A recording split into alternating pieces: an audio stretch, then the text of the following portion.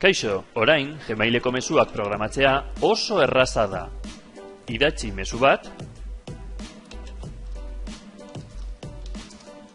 eta adibidez, arratsaldean edo gauean ez baduzu mezu hau bidali nahi, programatu.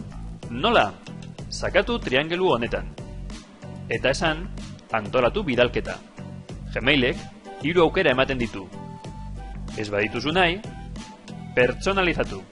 Adibidez, bihar, goizeko, 7:30 Sakatu, antolatu bidalketa, eta mezu hori programatuta geratu da.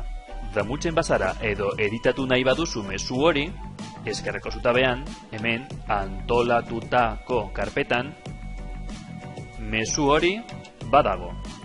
Irekitzen baduzu, Gmailek ematen dizu bertan bera uzteko bidalketa.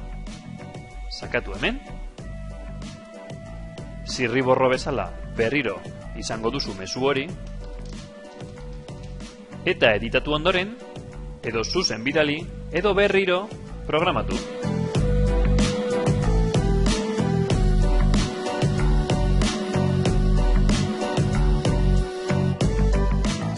Horrela programatzen dira mezuak Gmailen. Eskerrik asko, agur!